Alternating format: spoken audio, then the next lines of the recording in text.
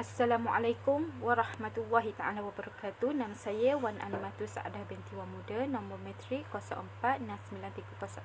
Hari ini saya akan membentangkan kerja khusus pendek yang bertajuk penyakit-penyakit pengamal tarikat, atau dalam arti kata lain adalah cabaran dalaman bagi seorang pengamal tarikat. Kita akan pergi kepada pengenalan. Tarikat adalah satu jalan yang tidak dapat dipisahkan oleh manusia kerana ia menjadi landasan untuk menjalani kehidupan sehingga sampai ke hadirat Allah Subhanahu Wa Taala. Tarikat juga adalah satu bentuk penghayatan khusus yang dipraktikkan oleh para salik untuk menuju kepada jalan keredaan Allah dengan cara merentasi pelbagai perubahan sifat dan sedaya upaya menundukkan keinginan dan kemahuan hawa nafsu. Dalam pengamalan tarikat ini ada setengah golongan yang mempunyai niat dan tujuan yang sebaliknya dalam bertarikat, seperti inginkan kelebihan seperti kasyaf, karamah dan sebagainya. Ada juga yang inginkan pengikut yang ramai atau penyokong untuk menumbuhkan sesuatu tarikat ataupun ajaran. Okey, di sini saya akan menghuraikan beberapa penyakit batin ataupun cabaran dalaman yang boleh membinasakan perjalanan zahir dan batin seseorang itu untuk menuju kepada Allah Subhanahu Wa Taala. Di sini saya menyenaraikan beberapa penyakit-penyakit pengamal tarikat. Yang pertama adalah kurang memahami tujuan bertarikat. Yang kedua, tidak mahu menuntut ilmu lain. Yang ketiga, ujub dan riyad. Yang keempat, nafsu, keinginan yang tinggi. Yang kelima, pengaruh perkara kasyaf. Dan yang terakhir adalah suka dan senang hati bila dikerumuni oleh orang ramai. Kita pergi kepada penyakit yang pertama, iaitu kurang memahami tujuan bertarikat. Bertarikat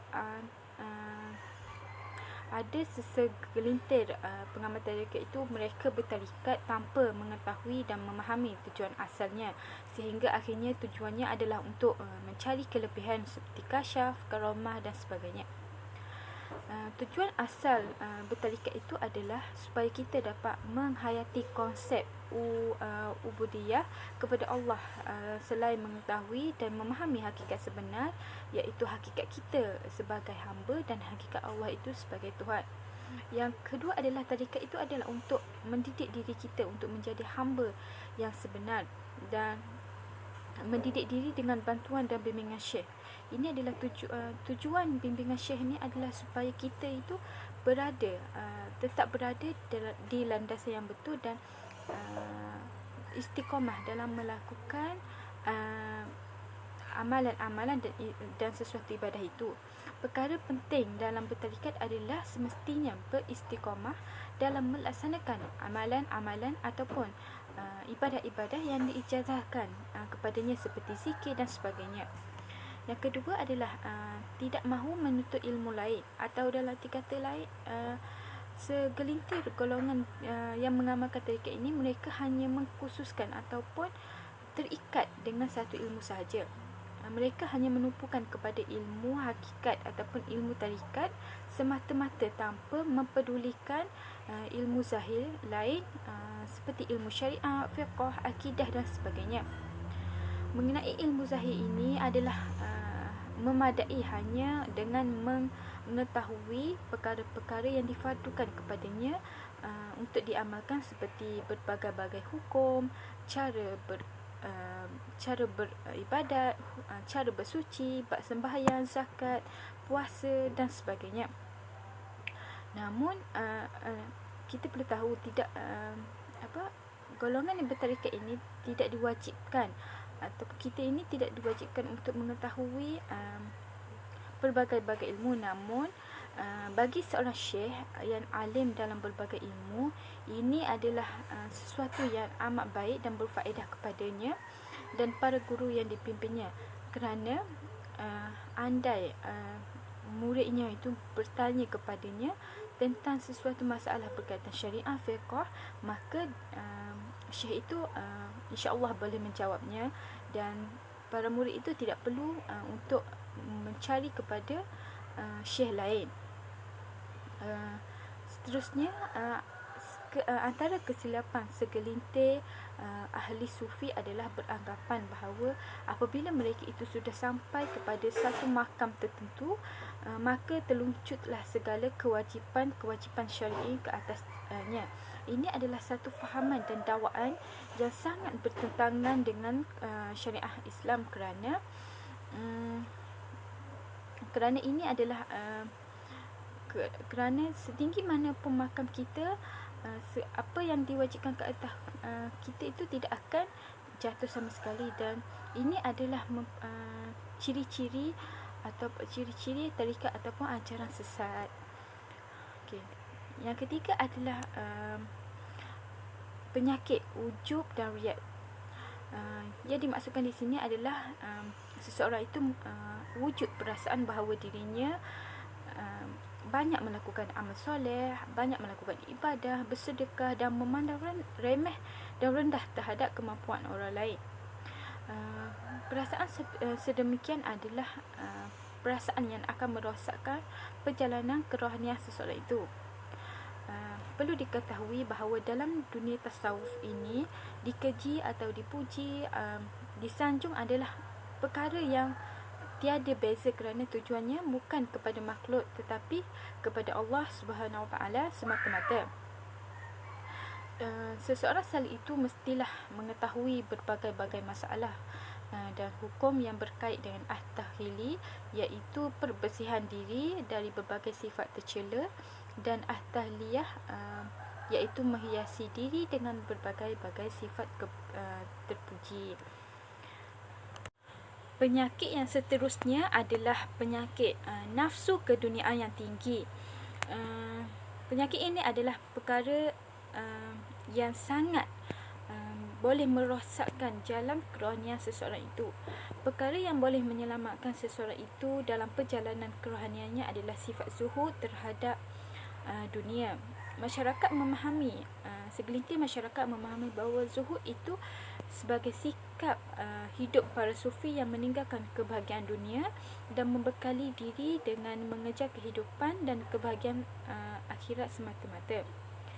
Imam Al-Junaidi amat tidak menyukai sifat para ahli sufi yang sebegitu, kerana baginya konsep zuhud yang sebenar adalah di mana kita tetap memiliki harta namun tidak mencintainya sepenuh hati, dan apabila kita memperolehi rezeki yang lebih ataupun apa-apa yang lebih itu, kita tidak merasa sayang dan tidak berasa berat untuk memberinya kepada orang lain yang lebih memerlukan.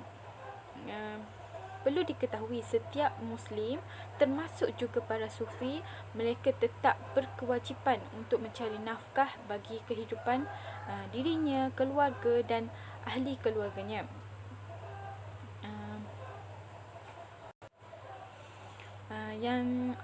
Perkara yang kelima adalah pengaruh perkara kasyaf. Memang tidak dinafikan kasyaf boleh berlaku dalam perjalanan seseorang itu menuju Allah Subhanahu Wa Taala. Namun ia bukanlah tujuan dalam bertarikat. Andai kata seseorang itu digunakan kasyaf atau seumpamanya, itu adalah satu bonus kepada dirinya yang Allah kurniakan kepadanya, dan sebagai seorang murid dia perlu menceritakan kepada gurunya bagi tujuan kesahihan, sama ada ia mimpi yang benar, iaitu basirah, iaitu berita gembira yang dikurniakan oleh Allah, ataupun hanya gangguan oleh syaitan semata-mata. Matlamat yang menyimpan ini adalah matlamat untuk memperolehi kasyaf ini adalah satu penyakit yang menimpa para ahli sufi. Pada awalnya memang niatnya untuk mencari keadaan Allah, namun tiba-tiba terkejar-kejar untuk mencari kasyaf, karamah dan sebagainya. Apa yang dibimbangi dalam hal ini ialah apabila yang diharapkan itu tidak diperolehi, maka seseorang itu akan meninggalkan amalan tersebut dengan alasan bahawa amalan ini tidak memberikan apa-apa faedah ataupun kelebihan kepadanya. Lalu mereka mengambil jalan yang mudah, iaitu meninggalkan terus amalan tersebut. Ini adalah satu perkara yang amat keji, kerana kita dapat lihat bahawa seseorang itu hendak mencari kelebihan, bukan mencari bukanlah untuk mencari tujuan yang sebenar. Dan perkara yang terakhir adalah penyakit suka dan senang bila dikerumuni oleh orang ramai. Apabila orang ramai berada di sekelilingnya kerana menyokong dan menyukainya, maka dia berasa seronok, suka, senang hati dan gembira. Namun jika sebaliknya, apabila orang ramai mula menjauh darinya, mula mengelak darinya, maka dia berasa susah hati dan tidak gembira. Sifat demikian adalah sifat yang boleh merosakkan kerohanian seseorang salih, kerana kita dapat lihat hakikatnya ia masih memandang makhluk dan tidak memandang Allah, dan masih sukakan kemasyhuran, kemuliaan, keagungan dan sifat-sifat yang seumpama dengannya. Perlu diketahui bahawa seseorang yang betul-betul ingin menuju Allah Subhanahu Wa Taala, mereka perlu membuang segala perasaan kemuliaan, kemasyhuran, keagungan, kerana ia boleh menghalang untuk sampai kepada darjat orang yang solihin. Perlu juga diketahui bahawa sifat ataupun sifat ini, sifat kemuliaan, kemasyhuran, keagungan ini adalah sifat yang hanya layak untuk Allah Subhanahu Wa Taala sahaja. Kesimpulannya adalah salah satu cara untuk kita menyucikan hati dan dari kelalaian adalah dengan beruzlah, iaitu mengasihkan diri daripada makhluk dan mendekatkan diri kepada Allah Subhanahu Wa Taala. Uzlah bermaksud uzlah adalah perbuatan yang perlu kepada ulangan serta latih tubi yang kuat dan istiqamah, yang boleh dilakukan secara berkumpulan ataupun dengan bimbingan, iaitu dengan bimbingan guru atau secara individu. Imam Hanbali ada menyatakan ataupun menyenaraikan 4 musuh, dan setiap musuh itu mempunyai senjata dan cara untuk memenjarakannya. Iaitu yang pertama adalah musuh dunia dan senjatanya adalah makhluk, dan uzlah adalah cara untuk melawannya. Kedua adalah syaitan, senjatanya adalah kekenyangan dan cara menunduknya adalah kurang makan. Ketiga adalah nafsu, senjatanya kuat tidur dan cara menghapusnya adalah dengan memperbanyakkan berjaga malam, dengan melakukan amal ibadah, membaca Al-Quran dan sebagainya. Keempat adalah hawa, senjatanya adalah percakapan yang sia-sia dan melawannya adalah dengan diam ataupun bercakap untuk perkara yang berfaedah sahaja. Setakat itu saja perbentangan saya pada hari ini. Sekian, wabillahi taufiq wa hidayah. Wassalamualaikum warahmatullahi wabarakatuh.